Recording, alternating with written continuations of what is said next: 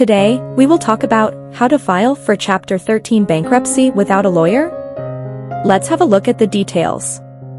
There are several different kinds of bankruptcy in North America, and many people get confused about which option is best. As an individual, you can either file for Chapter 7 or Chapter 13 bankruptcy. It is important to understand each option before deciding which type to use.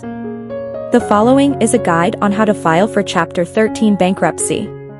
The first step is determining whether to file Chapter 13 bankruptcy. Decide whether bankruptcy is the best choice for you.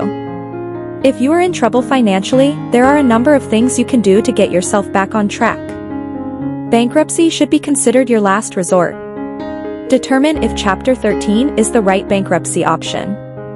Chapter 13 is an alternative to Chapter 7 and is designed for people with a regular income who want to pay off their debts, but need a certain amount of time to do so. Understand what happens to your assets. Secured debt is treated differently in Chapter 13 than in Chapter 7. Your mortgage payments and payments on a new car cannot be discharged, but your car loan can be modified down to a set rate of 5.25%. Know which loans are not discharged or modified. In a Chapter 13 filing, your primary resident mortgage loan cannot be reduced or discharged.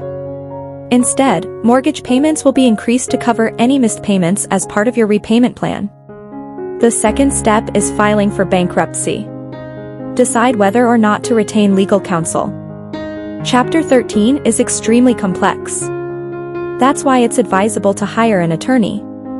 A bankruptcy plan can pay some creditors as little as 10 cents on the dollar, up to 100% of the claim. Your attorney can help design a plan as favorable to you as possible, based on your unique position. Attend credit counseling. Before you can file for Chapter 13 bankruptcy, you must complete credit counseling. This must be done with a court-approved agency.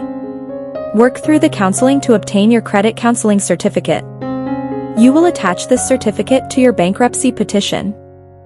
File a petition.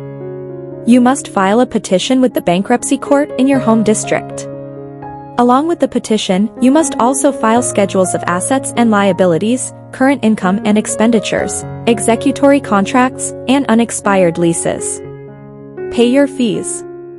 When filing for bankruptcy, there are a number of fees. You must pay a court filing fee of $310 and a miscellaneous administrative fee. Once the petition is filed, most legal actions are stayed. File a plan of repayment. Your repayment plan is your plan to repay all or some of your outstanding debts back to creditors in a period not exceeding 5 years. This can be filed with the petition or up to 15 days later. When creating your plan, it is best to obtain legal assistance, as filing will vary between jurisdictions. The third step is going through bankruptcy proceedings. Attend a meeting of creditors. This is typically held 20 to 40 days after you file the petition.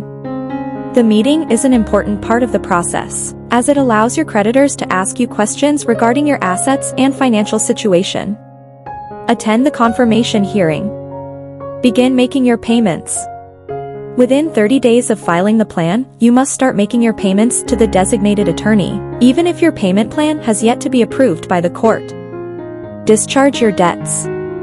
If you stay current on all of your payments during the repayment plan, including taxes, mortgage, domestic, and other required payments, your debts eligible for discharge will be discharged at the end of the repayment period. Thanks for watching this video. Please don't forget to like and subscribe to our channel if you like our videos.